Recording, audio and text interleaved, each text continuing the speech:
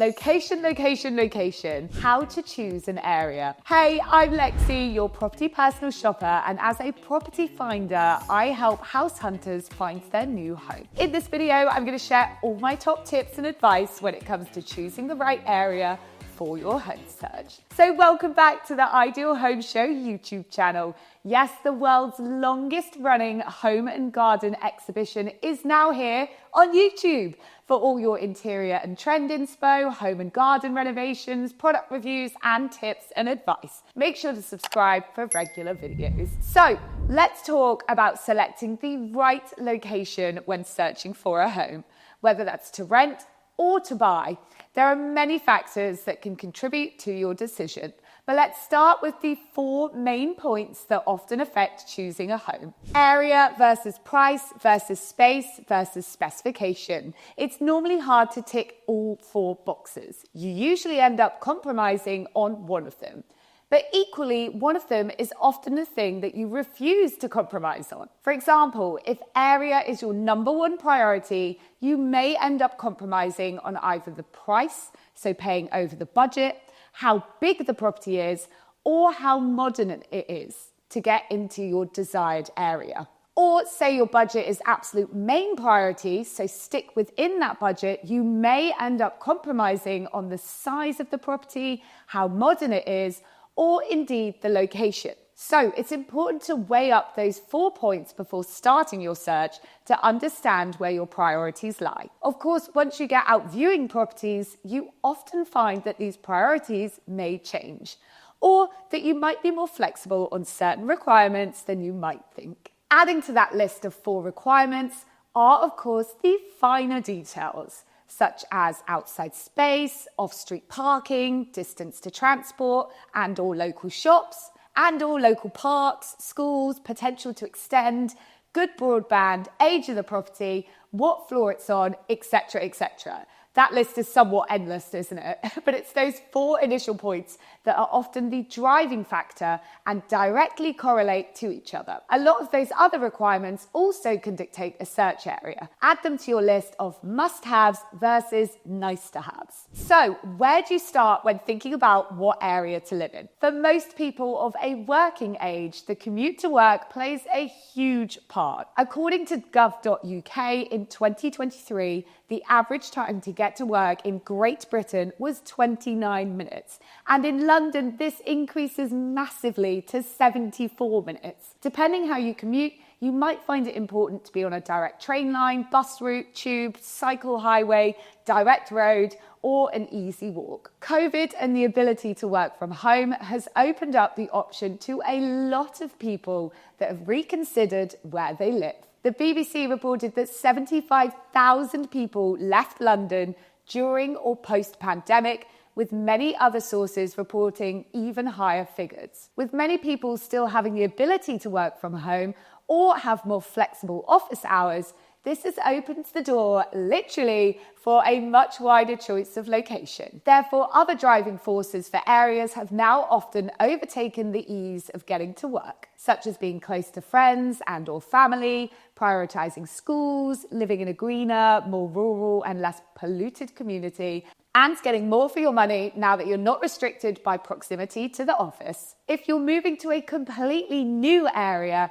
here are a few tips to make sure it's going to be the right place for you. Looking for appliances you can trust to help you create more than just meals? With KitchenAid, you get more than just great tools. You get a brand that's been supporting home cooks and food lovers for over a century. So whether you're mixing dough, blending smoothies, or experimenting with new recipes, KitchenAid products are built for versatility and for lasting performance. Everything from the iconic stand mixer to blenders and food processors is designed to help you express your creativity and get consistent results every single time. And with new colours like Flutter for 2025, you can add a personal touch to your space while enjoying innovation you can count on. Click the link in the description. KitchenAid.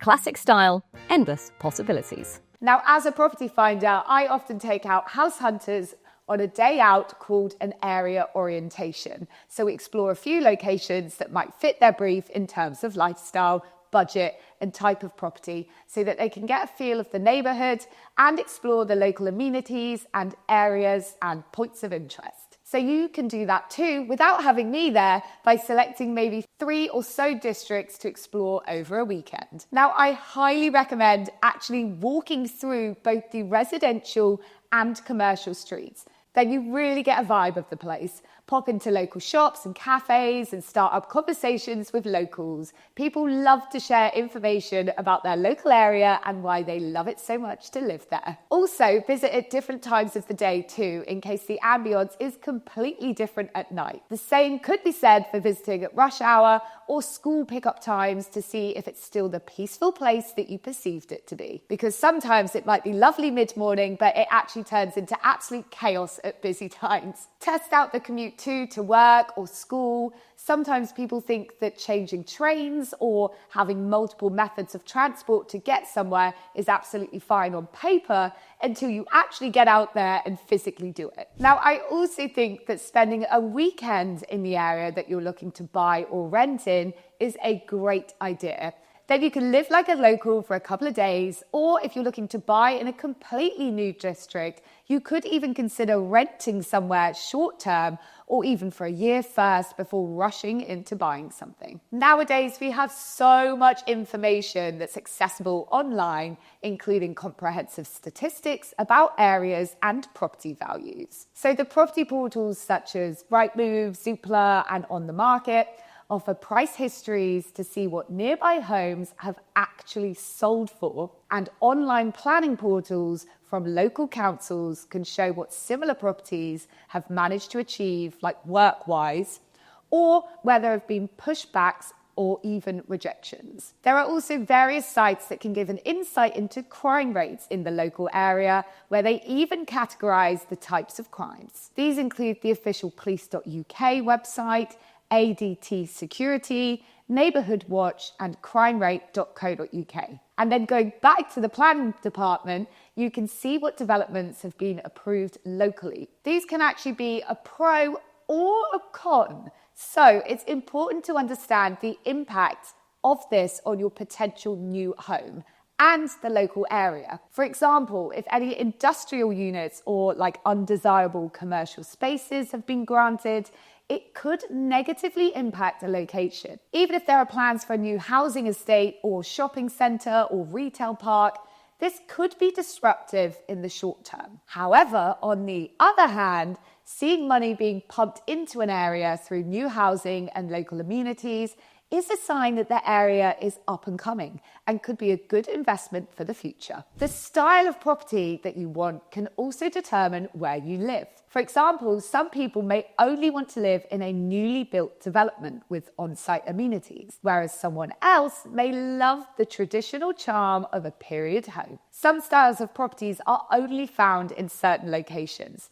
So if you were looking for, let's say, a new build in London, there are certain areas with a high concentration of these homes, such as Battersea, Canary Wharf, and Stratford. Finally, check out the council tax of an area. Although it's hard to put an exact price on other utility bills like your gas, water, electric, as they depend on usage, council tax, on the other hand, is fixed, so you can easily find the price that you'll actually be paying on local boroughs' websites or My Council Tax. It can vary substantially between areas, so actually being a couple of streets into a different borough can save you loads in council tax. Take the boroughs of Kensington and Chelsea and Westminster, for example.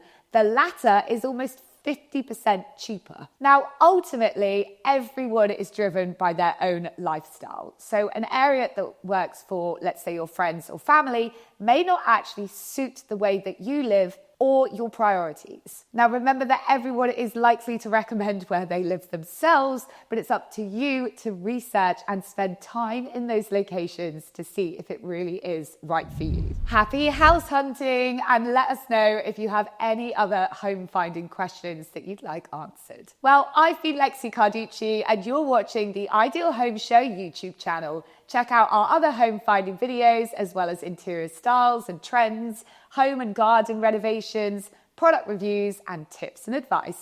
Hit that subscribe button to be notified when we post more videos. See you soon.